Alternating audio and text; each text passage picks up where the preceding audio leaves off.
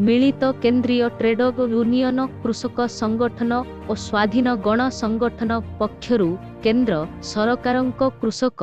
श्रमिक विरोधी नीति देश तथा राज्यर आईन श्रृंखला परिस्थिति समेत दरदाम वृद्धि प्रतिवाद रे जुलाई 9 रे सर्वभारतीय साधारण धर्मघटकु सफल करिबा नेई मिलित श्रमिक समन्वय समिति तरफरु बंत बजार ठारे एक साधारण सभा अनुष्ठित होई जाइछि। प्रारंभ रे जिला श्रमिक संगठनर नेता और साथी माने बंत थाना छकरु एक शोभा यात्रा रे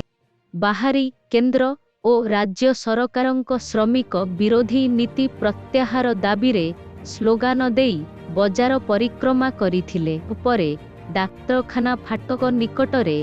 एआईटीयूसी जिला संपादक रमेश जेनांक सभापतित्व रे पथप्रांत साधारण सभा अनुष्ठित होइथिला। एथिरे सीआईटीयू जिला सभापति आईनजीवी दिव्य सिंह नायक, संपादक कालंदी पात्र, एआईसीसीटीयू जिला सभापति समर बळ, एआईयूटीयूसी जिला संपादक रामचंद्र संखुआ, कृषक सभार जिला नेता बाबाजी चरण जेना, प्रभास चंद्र महापात्र, निरंजन नायक, खेत मजदूर यूनियनर राज्य उपसभापति आईनजीवी प्रफुल्ल पाढ़ी, टिलो सरपंच संग्राम केसरी जेना, प्रताप सेठी, एआईटीयूसीर दिलीप नायक, अरविंद विश्वाल प्रमुख जोग देई केंद्र सरकारक श्रमिक कृषक विरोधी नीति सहित बेकारी दरदाम वृद्धि एवं देश तथा राज्य रे महिला हिंसा यौन निर्यातना सहित संख्यालघु दलित मानंक उपरे विशेष करी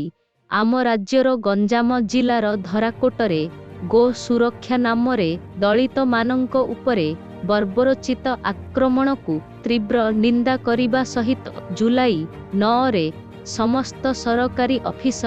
शिक्षानुष्ठान और व्यवसाय प्रतिष्ठान गुड़िकु बंद करिबा सहित साधारण धर्मघटकु सफल करिबा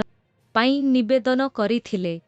एथिरे सुभाष चंद्र बेहेरा, भास्कर बेहेरा, कृषक नेता किशोर बेहेरा, विष्णुचरण जेना, दुल्ला खां, पंचान्न सेठी, संजय सामल, रवींद्र सेठी, परशुराम स्वाई, पवित्र सेठी, कमलाकांत जेना, कृष्णचंद्र जेना, अभिमन्यु जेना,